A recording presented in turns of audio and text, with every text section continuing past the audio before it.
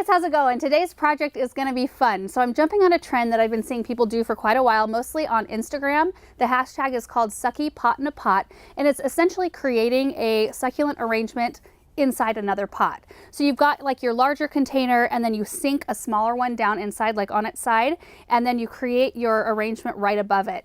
And if you look up that hashtag on Instagram, you'll see a bunch of beautiful creations. And I don't know, honestly, what took me so long putting one of these together. I'm going to probably, like, this will spark something and I'll probably want to do a whole bunch of them.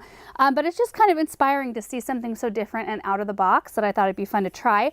Also, I found this really cute pot the other day at the craft store that says "Let Love Grow," and I thought that this could kind of be my ode to Valentine's Day. I don't do a ton in terms of like Valentine's Day decorating, so I thought that this would be a really good opportunity. So let me go over the supplies I'm going to use for this project. I have my larger pot right here.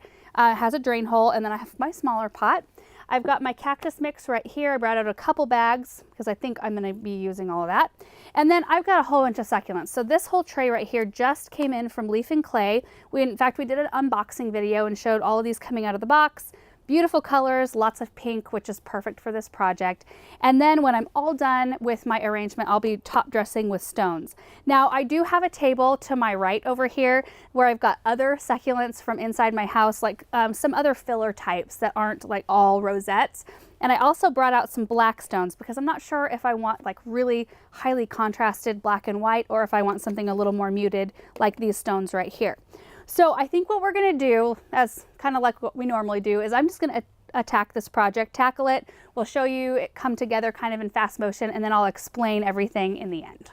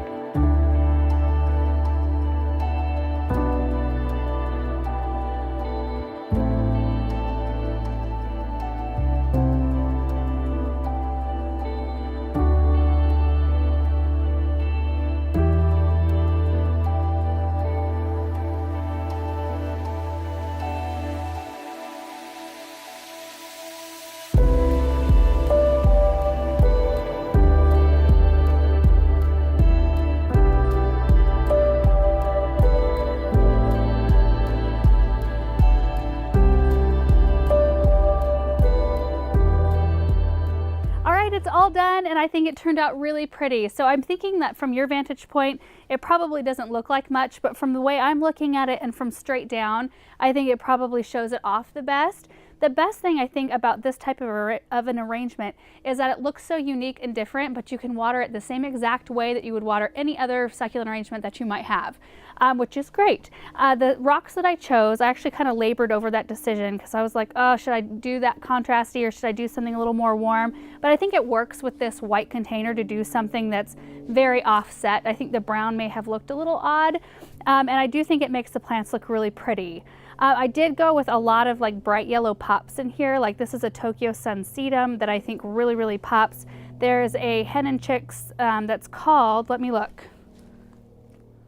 It's called Cinnamon Starburst, and it's got like just kind of that yellowish hue to it. And so I kind of popped those all the way around.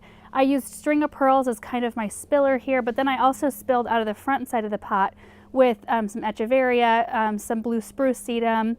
And then I did use a few out of my Leaf and Clay tray here. I used 3 rosettes right there, and then 2 of the Pearl von Nürnbergs. But I used, you guys, like a mixture of potted succulents that I kind of just tore apart and cuttings.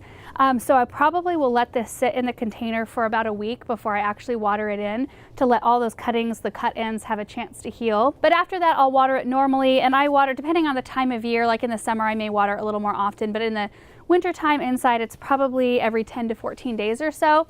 A couple of tools that I found really helpful. Well, I always have like this giant paintbrush. This is a 4-inch paintbrush that I use to like keep my surface fairly clean. And then I just started using one of these. So I I stole one of Erin's lens cap or lens cleaning brushes, which does work really well, but then you still make contact with the surface of the succulent, which for some of the echeverries that have that like powder coating on it, it kind of wrecks it a little bit. Not as bad as if you were to use your fingers to try to clean them off. But I started using one of these bulbs. It came in a kit from Gardener's Supply. And it's so nice because you can just blow like the excess soil that's maybe in the center of your succulent, or like around this container. I like still can find soil that I can clean off of it. And it works really well just to blow things away without like upsetting anything else in your arrangement. So anyway, that's pretty much it. I'm really happy with how this came together for my first try. I think it was fun. I think it would be really really fun to try it with some different colors of stones and pots and just try out some different arrangements. So I kind of have a feeling I'm going to be doing more of these. So I will apologize in advance for the barrage of sucky pot in a pots that you will probably be seeing coming your way. If you guys try it, let me know, like tag me so that I can see what creations you're coming up with. And it doesn't have to be big, it can be really little. I've seen some really cute mini ones done, which is something that I may try too. So anyway, hope you guys enjoyed this video and we will see you in the next one. Bye.